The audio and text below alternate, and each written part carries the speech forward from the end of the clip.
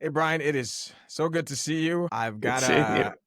a doozy of a topic I want to go over with you today. How are you, man? I'm doing well. This is a topic that's long overdue to be discussed because it's about outsourcing, contact center outsourcing. And I've been on the outsourcing side, and now this is a little bit of like the confession, this is really what's kind of broken on Wow. that side. But as always, I have good news and I have solutions. Okay. Well, I don't know that I have solutions, but you know, I like the truth. And so today I want to just have the unbanished truth about outsourcing without judgment. And Fair enough. I want to come at this from the perspective of someone who has been an outsourcing customer many years. So let me back up a little bit. Um, Hmm. it's sometimes called business process outsourcing. And in general, it's when Yeah. the company decides, for whatever reason, that they have this job function, in this case, a call center, a contact center, customer service, and that they've Yeah. decided for whatever reason that they don't want to be in the business of doing that work or as much of it. And so they would like a company who all they do is run call centers. And they'll say, you look after my customers. So for Hmm. today's topic, we're going to focus on the call center or contact center example. So what we're talking about here is company decides I want to take my customer inquiries and then have another company answer those calls on my behalf or those emails. And to the end customer, if you're listening to this, when you pick up the phone and you call your favorite brands, well, the person on the other end, right, may not actually work for DirecTV or work for Yeah. HBO. They are, and they may be in a different country or maybe domestic. Did I do a good, summary of? I think Okay. that is a thorough job of what contact center outsourcing is. You might be wondering, if you're new to this deal, like, why would someone want somebody else to take their phone calls? Right? Well, then I would say to you, why do you put your children in daycare or hire nannies? I kid. Okay. Okay. But the idea here is some companies, they tell themselves all kinds of stories of why they do it. Oh, we're not that good at it. It's not our core competency. They tell us about their stories. But I would say for most, if you give them all truth serum, the reason they're Hmm. doing this is they have a theory of the case that it's going to cost less to Yeah. have somebody else do this because they've gained all the efficiencies from running call centers. Hey, if we did this ourselves, it's going to Hmm. cost us $10 million. But if we sent it to this company, because they have all this efficiency and all the smarter ways of doing this, it'll cost us $7 million. So we would Yeah. like to save the $3 million. Thank you very much. Yeah. With labor arbitrage, if it's outside of the country, it gets even cheaper. And there you go. Exactly. Hey, we want to save money on outsourcing to India, Philippines, but we don't have the expertise. We'll pay them a little bit premium. Exactly. We are going to do it here. Now, let me now also say the other side of it. The biggest part of the story, these companies, and by the way, I am these companies. I've hired outsourcing. It was a big part of my job for almost a decade.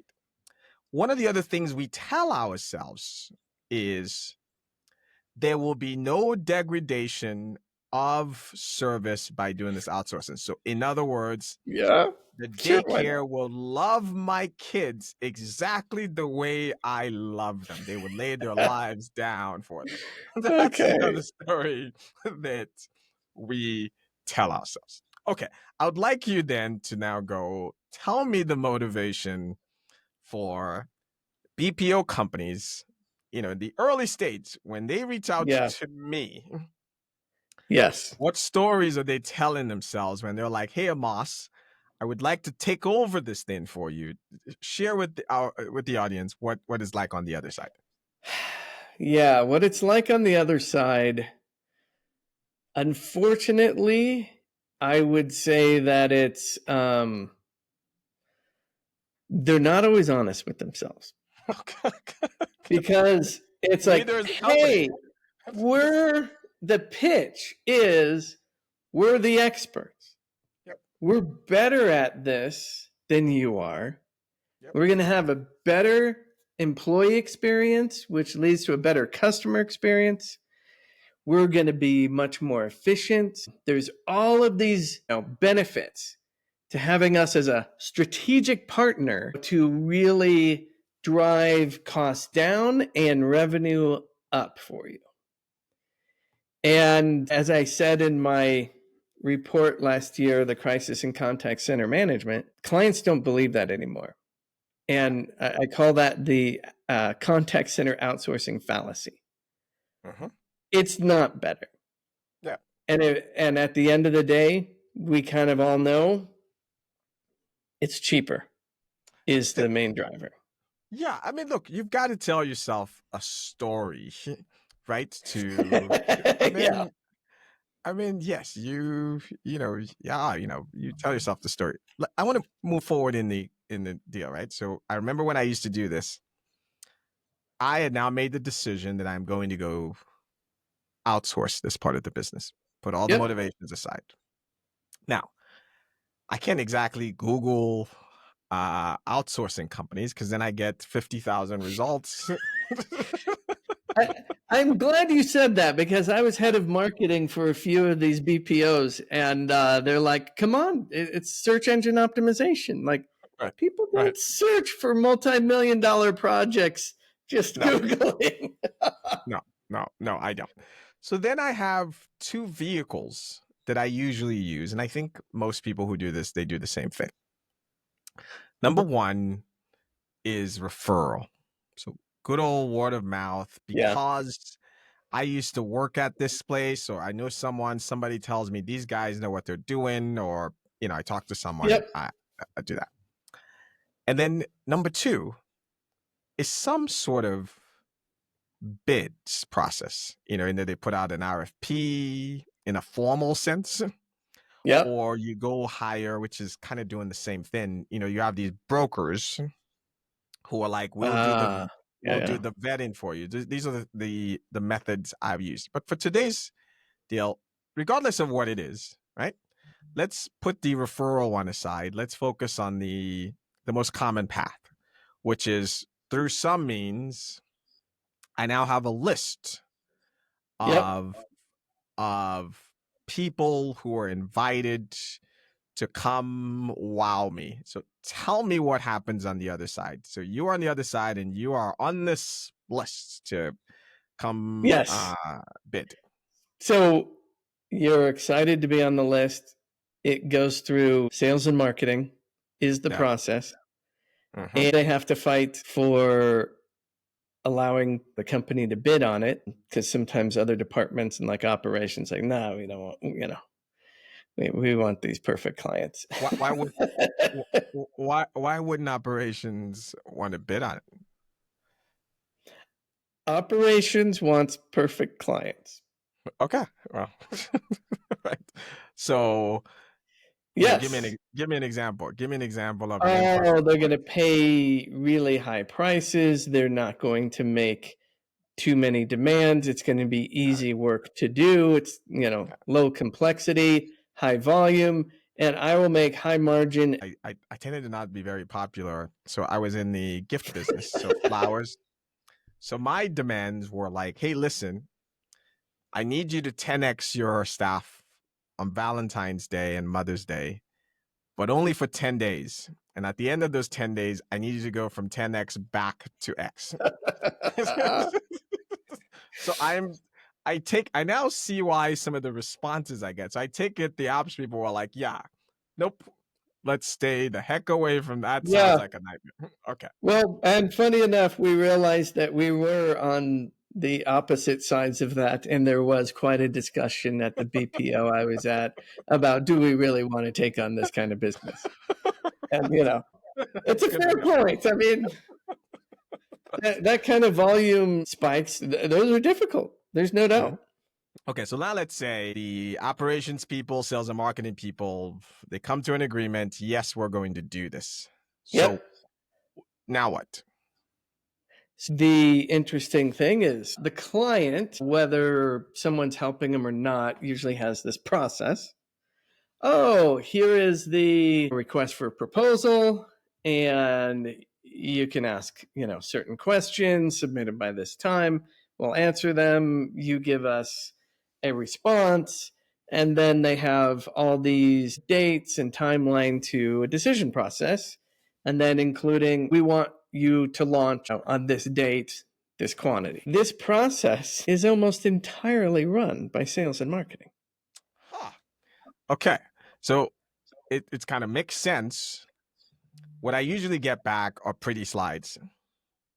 One of my annoyances back then would be I would get the response, and it'll take me 5 pages to figure out if this company actually took phone calls, because it sounded like they cured cancer and were saving kittens from burning Yeah. buildings. Like, this is our company. We feed the Yeah. homeless in Africa. We build wells. They do all of this. Oh, that's funny. And And then it's just funny hearing, the honesty from the other side. I'm sort of like, do you have people? I need 1,000 people to answer the phone calls on Valentine's Day, or we all get fired. Like, can you get to that? Yeah. And then it gets to that. And again, I'm just sharing with you how it looks on Yes. this side. It always seems to me like they're interested in selling me the thing I didn't ask for first and foremost. Like,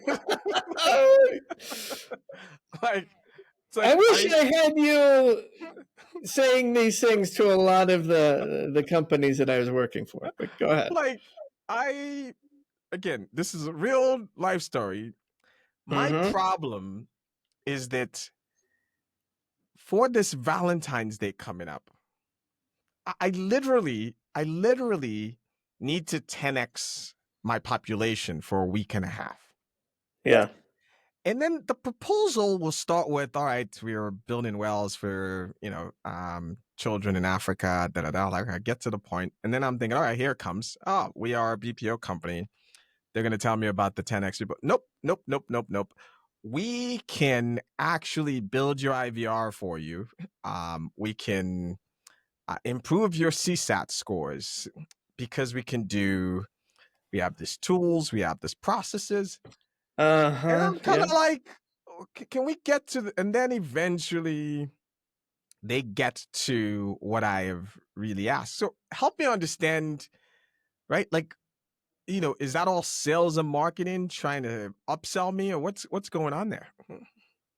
Yes.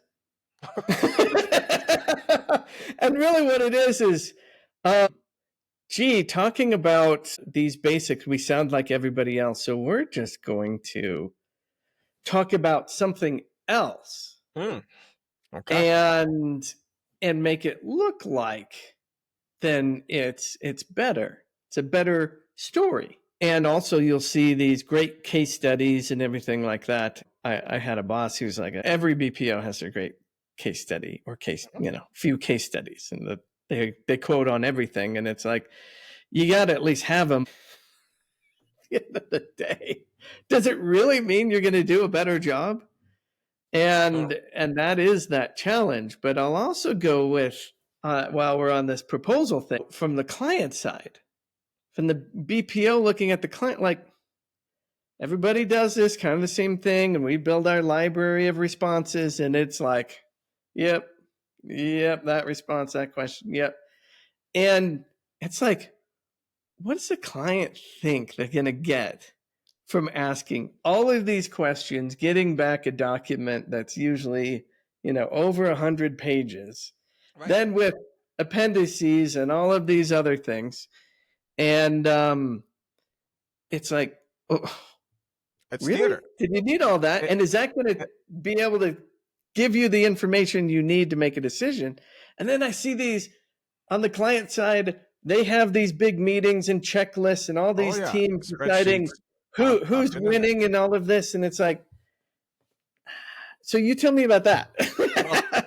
Well, listen, in defense of the clients, this is a game of defense like anything else, right? Like you're trying to make sure you end up in a place where no one gets fired. I'm just telling you. So it's like, Yep. so it's well, procurement has all of these boxes we have to ship. We all got together in a room and we scored it on the Yep. spreadsheet that we all made up. And all of that is just a defense in case you suck, in case the outside.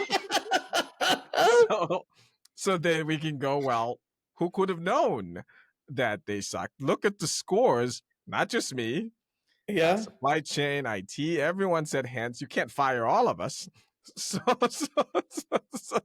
so there's some of that. But I also think on the other side of it is when I was new at this, and I came from the outsourcers. I worked at Yeah. Convergence and I came, but even I was not on the client side. I was in an operator, so I was shielded from. So I was running a site. So I also there were just parts of things that I just didn't really know and appreciate. Right. So Okay. if you think about you know the operations person's thinking about who's going to answer my call and for how much cost or what have you. Yeah. Then there was are they hiring child labor? And I go, I never crossed my mind that. And so like, here comes legal saying, well, if you're going to be outsourcing this to wherever, they need to check this box here that they comply Yep. with all, because we don't want to be on the news for. So there was a lot of kind of check the box and paperwork associated with it that were just, yep, let's CYA as they call it, right? Let's just make sure we're covered. Yep. But it then goes to the heart of it. So at the end of the day, I'm just going to tell you from my side. I've seen your proposal, seen the pretty decks. Sounds like Mother Teresa runs this place. Sounds like you offer other services I didn't even ask for. Good to know. But I feel like I am at a taco truck, and here you are telling me of how fantastic your seafood boil is, and I am not quite ready to go there. Right? Like Yeah. I am not going to be. Let's see how the tacos are first. Then Yes. maybe I might look at your seafood boil. So I get around to the part of what I asked for. Yep. And you show me these beautiful pictures, happy agents talking to happy customers. And heck, there's even quotes from other people who have also put their children in this daycare and all the happy outcomes that they've gotten. And I go, fantastic. I want to go see this for myself. Right? Oh, yeah. And so on my site, and a lot of what I did were overseas. So we're going to be going to the Philippines, visiting multiple islands. So it'll be myself, some people from the operations team, get someone from technology, maybe some Yep. training, depending on we'll have a posse of people, and we all have our mission and things we are really focused on. And then we get on a plane and then we fly. Tell me what's happening on the other side. How are you preparing for this site visit? Well, once again, this is still a sales and marketing driven process. Aha. Okay. And I've been around enough companies, I think I can generalize that the site, a lot of them do want the business because bonuses and other things, and but they're kind of a reluctant participant. And so what they got used to, and this is kind of the industry standard, is it'd be funny if we had somebody from operations in this discussion. That might be one of the things that we bring in sometime. But from their viewpoint, I always got the idea of, okay, yeah, they're going to come in and we'll show them this department, recruiting. We'll show them onboarding, training. We'll show them, here's what we got in IT, and we'll show them a few of the clients we got. And then we'll go to dinner at a good place. That is the concept of the site visit. But in sales and marketing, it's like, oh, no. We got to tell a story. And I think in the report that I mentioned earlier, I think I called it a facade. So we put the sales and marketing kind of puts this facade over, this is what this site is like, and this is why it's going to be so great for you. And you go early and you train people to say different things at different times. And, you go through that process. So there's a level of continuity, Right. that when it hits the site, it's not the, completely generic dog and pony show. So that's kind of what goes on behind the scenes. And never does operations really get into this idea of what is their business and how are we going to run their business.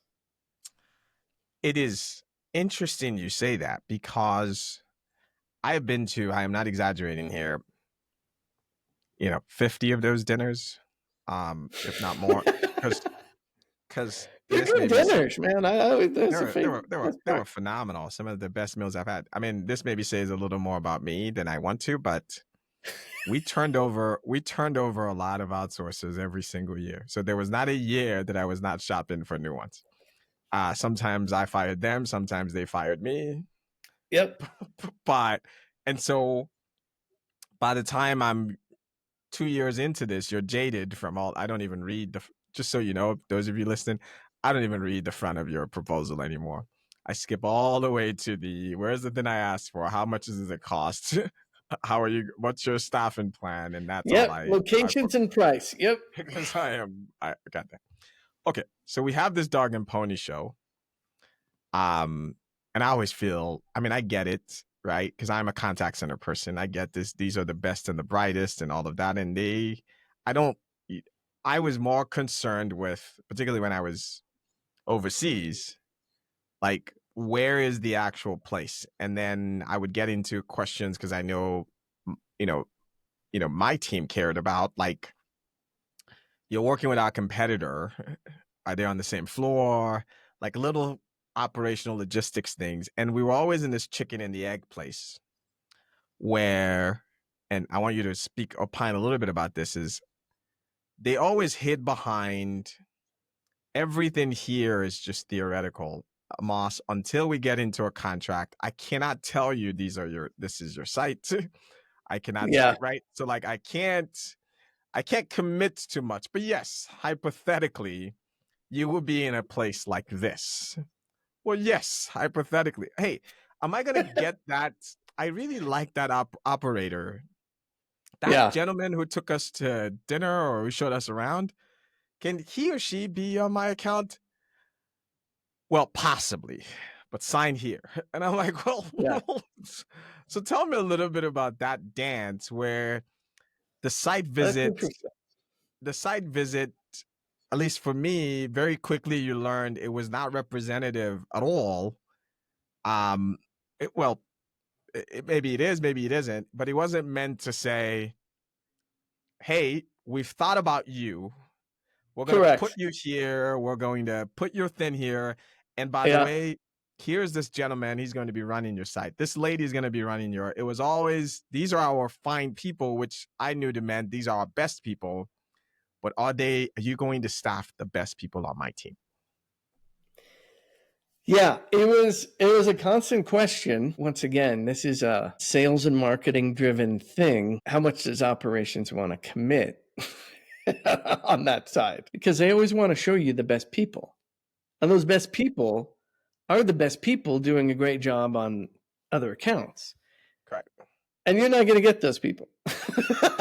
Plain and simple, because they're in demand unless you're a really important client and all of those other things. And it's that negotiation. And usually what you try and bring is you have some kind of operations executive or solutions person who might go on the trip and be like, oh yeah, I'm kind of the corporate representative of operations and all of that. And Right. still we found out it's like, well, that, all right, this may report up to you or whatever, but you're not even going to be involved. And then when you have the client sitting around asking people, well, what are you going to do about this if this happens and this and this and this? And everybody's like, I don't want to say or do anything. Like, I don't know. We haven't gotten to that stage yet. We have to make sure you sign a contract and then we'll talk about launch. Okay. So I want to get to this part because this is the part that I want to be fair here. We committed to the truth, which is what I'm all about. And so we're going to spill it all out. I'm glad you said that because when it's now time we want to do a contract and launch this thing. Hey, we want to consummate this relationship. Yep. Let me now give you what goes on into my head. I am now worried about bait and switch. I have gone from, you know how in the beginning I lied to myself about how this wasn't about just money. You guys are better at this and that. After a site visit, I get real about what the heck I am doing. Like I sober up and I'm like, oh my gosh, this is not my site. Even in their best case thing they've just shown to me. And I think about what it is actually working for me. Yeah. In this case, at Teleflora and the companies I worked for. And I'm like, yeah, this is not like for like at all. And when I get concerned, what do I start doing? I start to protect myself. So I now start to put together a proposal that is about sticks and carrots. I no longer have the deep trust and all the honeymoon is gone. That all the stuff you said about how you're going to, I'm no longer buying it. And if you're listening to this and you're on the client side, you know I am right. And if you think I am wrong, just go read the contract you wrote. The contract doesn't say, when in doubt, take care of the customer. It says, no, if your handle time goes above this range, I'm going to pay you less. Like it becomes very, very clear to me. I need to play on my daycare example. I now want live camera feeds to make sure you are not abusing my children in this daycare. I now want all these reports and I want all of these things. And it's mostly sticks, but to be fair, occasionally there's some carrots that I almost that says, all right, if you perform at this level, I'll pay even a little bit more of a premium. That's what happens on my end. What's going on the other side of this as you are now getting this proposal from me on what this terms of this relationship should look like? Yeah. Still, once again, mostly driven by sales and marketing. And it's about closing the deal. Okay. So then, now this isn't based upon a good working relationship.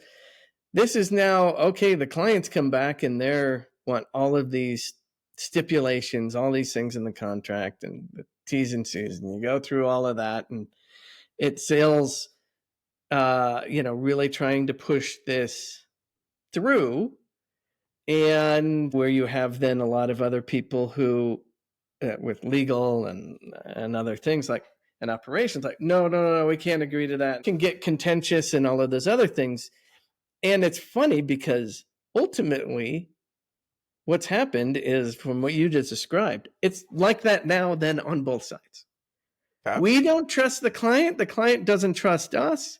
And so we're going to dive into the contract. and have the contract be what is really driving the relationship. And it's mostly risk averse, both That's right. sides. It's not about, hey, we're going to do a great job. It's how do we make sure things aren't horrible for either side? I am at least, I feel a tiny bit better that it's mutual, that it's a Mexican standoff in that I'm pointing my guns at you, you're pointing them at me, and we have mutual assurance. Yeah. Well, but here's another thing I'll bring up from the outsourcer side is the client is always very optimistic about their timeline, including decision timeline, with all of these things going on. And you'll continue to see companies outsource on a regular basis. I always wanted to ask, do you ever hit your decision date? Have you ever? No. But the launch date doesn't change, but their decision date does. Absolutely. And then it's like, oh, launch time. We needed this much time. Are you still willing to sign the deal? You better be, because everybody's brought you down that far. Sales and marketing and the company's like, well, BPO's like, yes. And then it transitions to a group head who had almost no involvement prior with all of this mess. And that's where I want to go, because I know you are a solutions oriented guy. I'm getting better at that, although that's not my instincts. I'm kind of here to just call out the problem most days. So we get through all of that. We sign this contract, we get the lawyers, and then we're now into launching. Okay, I need these 5,000 people live in 6 weeks. And then I meet a whole group of strangers I've never talked to before. They all show up, and now they're my deal. And there's an onboarding deal. We're translating all those great friends I had who were calling me all the time, taking me to dinner. Gone. There's like one or two people left from the original Finn who are sort of kind of there, but most of my interactions are with these new people. Fine. So we now go through the launch process. I really want to then pause there and see if we can do a go back to how we might fix some of this, and say, I'll just tell you my beef about the launch process, and you can kind of respond. So one, I've got these strangers that I'm sort of dealing with. Nothing ever goes right. The first time, because they say they've compared notes, but they miss so many nuances. They don't have access to the contract. I've run into where it's like, I have carved out a Finn that, hey, they're not gonna, and this person is arguing with me, and I don't want to be that guy. And I'm like, hey, yeah, we did. Really? We don't usually do that. Yeah, you did. So it's a lot of who's on first. And I've got this new person who is my go-to person now, because the person who sold it to me, I don't know, has better things to do.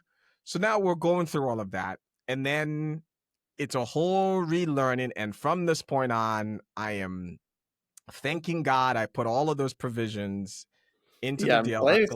I'm glad we signed the prenup, because I am getting nervous of how this will work. So love your reaction there. And I do want to go back to how might we fix this for both sides? Yes. Well, so I'll start with that launch process. The salesperson typically in most BPOs sells.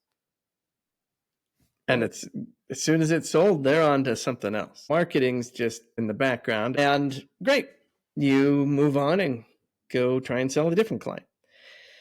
So what happens is then it goes to operations, and no one has really negotiated that relationship or really established that relationship well on either side. And it's more of an introduction, is what you said. Operations is like, well, here's what we do. And the client's like, well, here's what I was sold. Right. And it's like, okay, we're both stuck with this. And what do people typically do? They don't get along. That's not a good way to start it off. And with, if it's a shortened time on launch and other things weren't coordinated and communicated well, launch goes poorly. Typically, operations is trying to recover from a bad launch, and the client is upset. So even if you get through those first 90 days or 180 days and you get to some level of stability, what kind of relationship do you have? Right. It's not based on trust. That all being said, and then I'll even take, one last step is, so then when you have that kind of relationship and the client's like, hey, I want to change this. I want to change that. I want to do this. What is operations' number one goal? It's not to make the client happy. I mean, that's kind of like the bad news, everybody. The operations department Wait a second. at The an people who are actually outsourcer, taking the calls and running the show, their job's not to make the client happy. no, Oh, okay. Go on. their job is profitability. Okay. So, because once again, that's number one goal. And if that's not going well, we don't want this client. Go sales or whatever, go get a new client. So when you take a look at that, that's their number one goal. There's another interesting piece before we go back and now try and do this the right way, is the client will say, well, they gave me this account manager, and I tell them, and I meet with them all the time and tell them what needs to change and what needs to get done, and nothing happens. Nothing's changed, and nothing's ever proactive. And as I've worked, consulting with clients, I ask a simple question like, do you know your account manager is from sales? They're not in operations. So you're talking to somebody who has no authority or really responsibility to do anything in operations to make those changes. So then there's this battle between, account management, that's from the sales side, with operations. My client's unhappy, and it's like, yeah, I don't want to hear about your client and everything else. And so if the client wants to do all these changes and everything else, it's like, so we've set this up in so many ways to fail on both sides. Here. And the net impact is it's basically now an arranged marriage of sorts.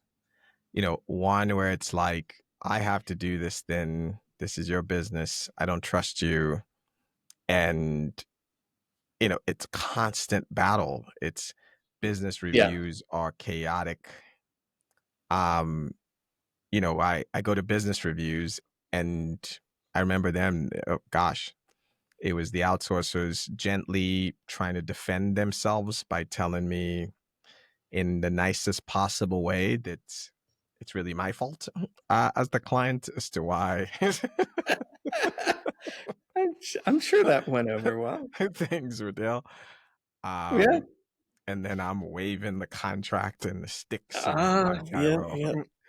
and you should have, yes, I know I am a pain in the ass, but you signed up for this and you should be doing this. And it's this. And then I go in and I go do side by sides. And it's just so obvious. Whoever I'm sitting next to has been told not to tell me any truths. Yep. I ask questions, hey, so, how many breaks do you get? Or like just innocent enough questions. And you just see the look in their eye, like, yeah, I'm not supposed to answer that one. Or I get the spin. So it's just a relationship that doesn't have to be this way. So, Yes. Brian, how do we even begin talking All about right. resolving this? So, been able to do some things differently, or have worked with some people who've been able to do some things differently. and make some things work. But, given the current process, where I would make changes. So if I own the BPO, we'll go that way, and you can still be the client. Is number one, we talk about all the time in this industry about the customer experience and the agent experience or employee experience. Well, BPOs should really be focused on the client experience, because it's obvious if they were, things would be different. So that's number one. The mindset is, I have to think about really them and their needs and everything else.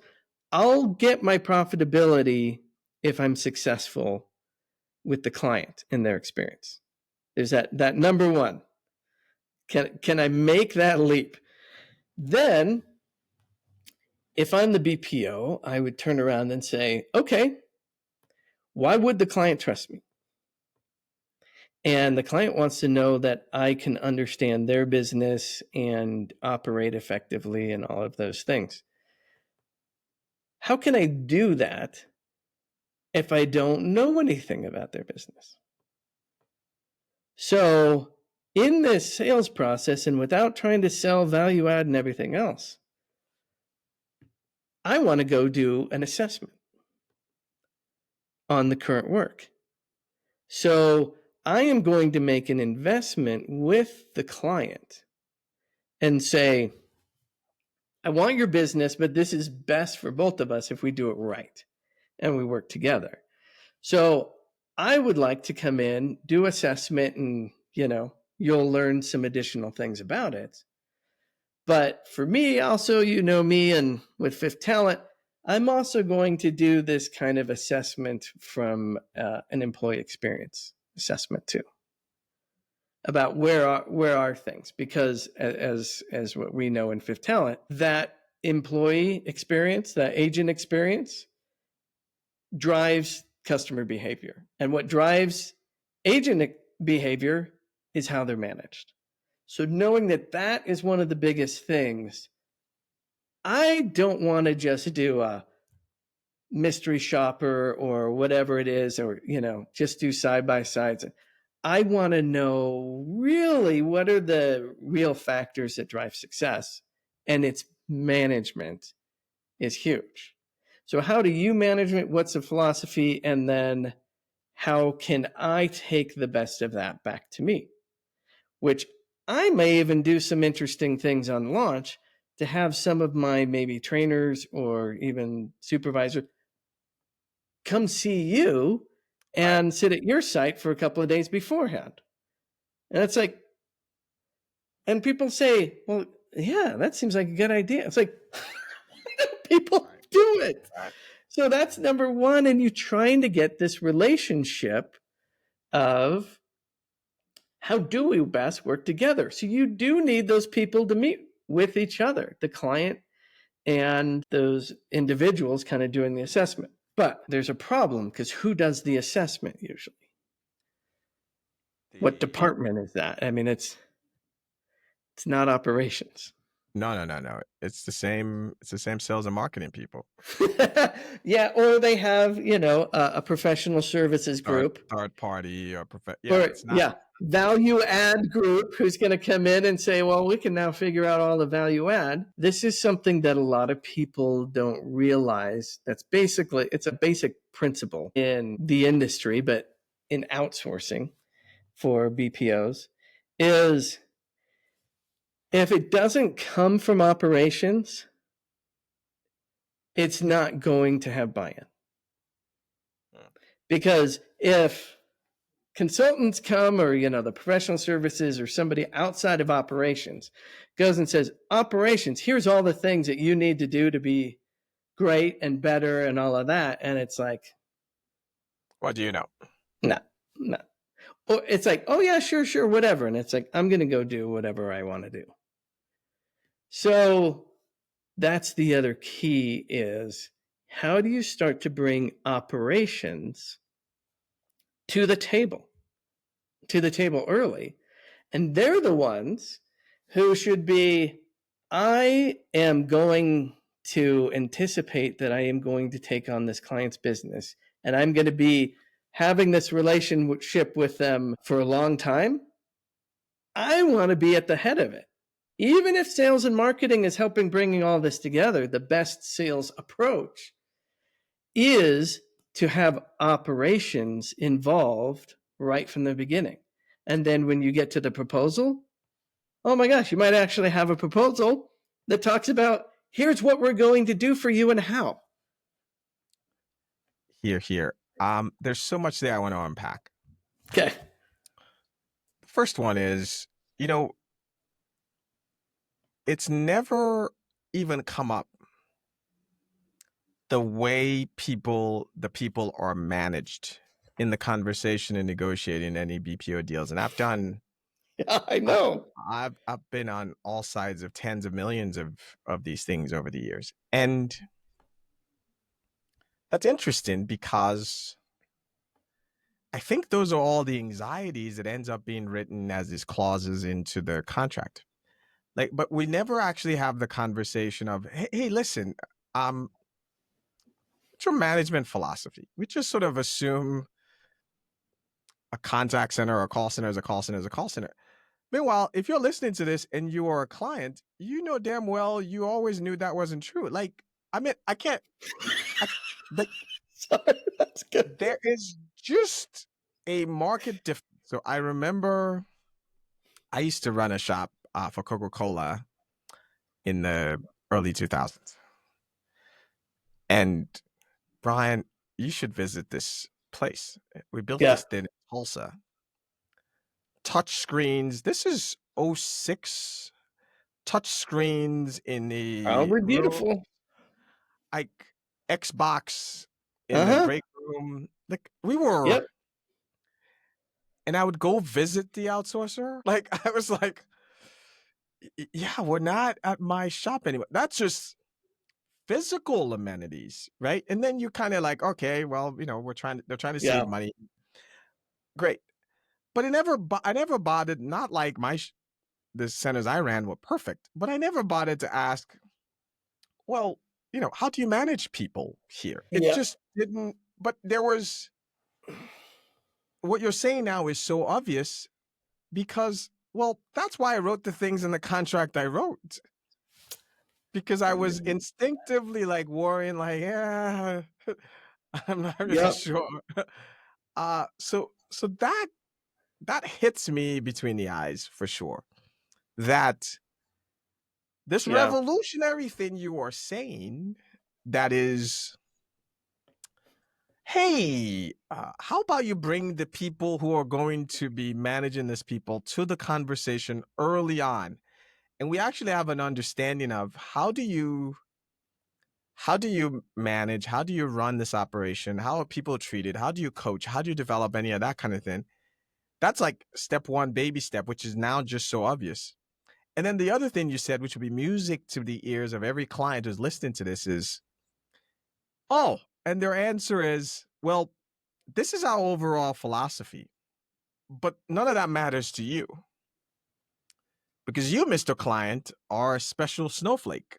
You have your own kind of unique things. What we would instead want to do is understand your business. Yes. So, right? So that our answer really is, hey, we're going to do it the way you want.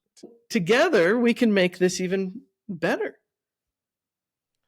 This seems so obvious. The other place I want to go at, the other place I want to sort of then go is, I'm going to ask you this question. So having said all of this,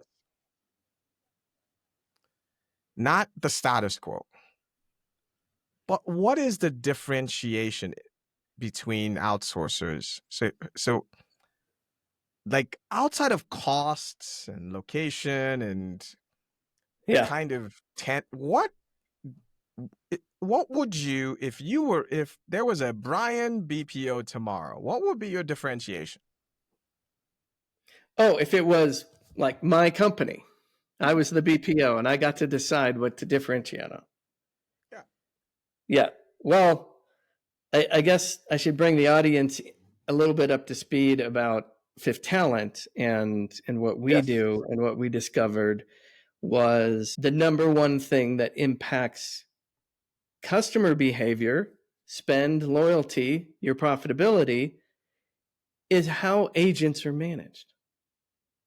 So it's like, wait, so the supervisor impacts the customer?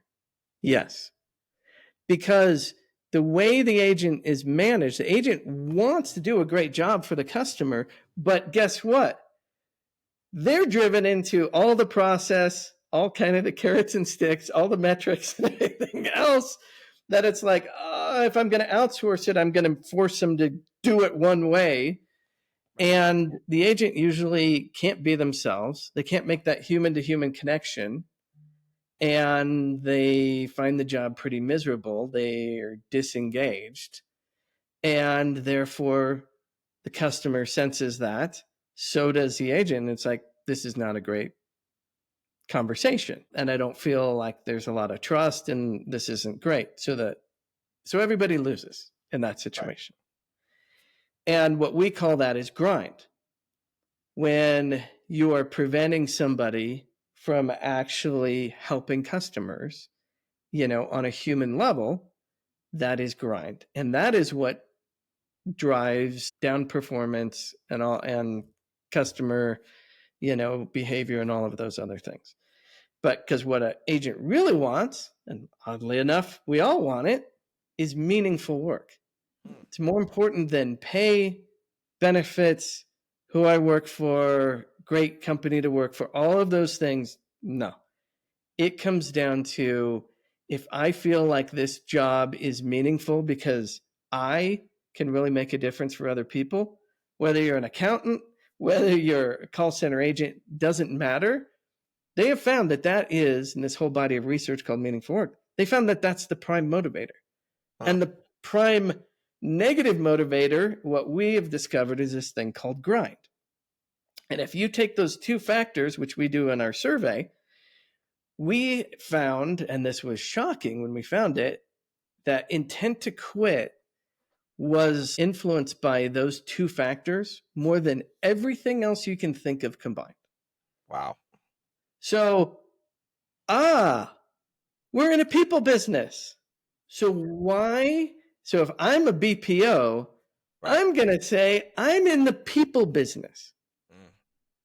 And guess what? A lot of the process and technology and some of these way we write contracts and the way we structure things and the QA process and all that, and the scripting, that can get in the way. That can actually be grind and making things worse. So what I would say is, I differentiate on having great conversations and great interactions between agents who are human and customers who are human. And the big thing that impacts that is the human managing that agent. So you focus on that, you are going to get, I'm just going to say, that's 75% of the equation. And people are not only not doing that, they're causing more grind by, I'm gonna do analytics. I'm gonna figure out, what everybody should say and do. And everybody hates that. The ironic part is the biggest cost driver in all of this is that agent attrition and the intent to quit. Like, you can shave a few bucks here, handle time, all of those things. If you get that right, you get everything spot on. And I asked you that question in a leading question, unplanned, and I love your answer.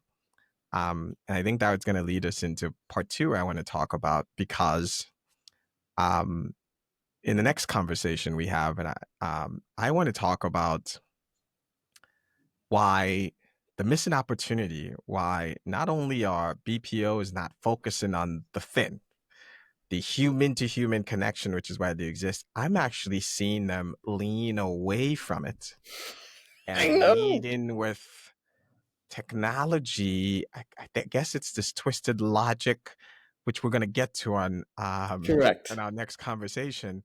But more, I think as a as a former client, I learned a lot about what's happening on the other side. It was a bit of a therapy session. I've been getting some insight on the other side also. Uh, and really, really, really love your solutions because they're not like impossible things to do. No. They are actually painfully obvious, but we keep looking for the answers elsewhere when the answer is, I think you said it, we're in the people business. I learned a lot today. Yeah, so did I. So that was Awesome. a little cathartic too. Awesome. Well, I'm looking forward to our next conversation. I'll see you soon. Sounds good. Thanks, Amas.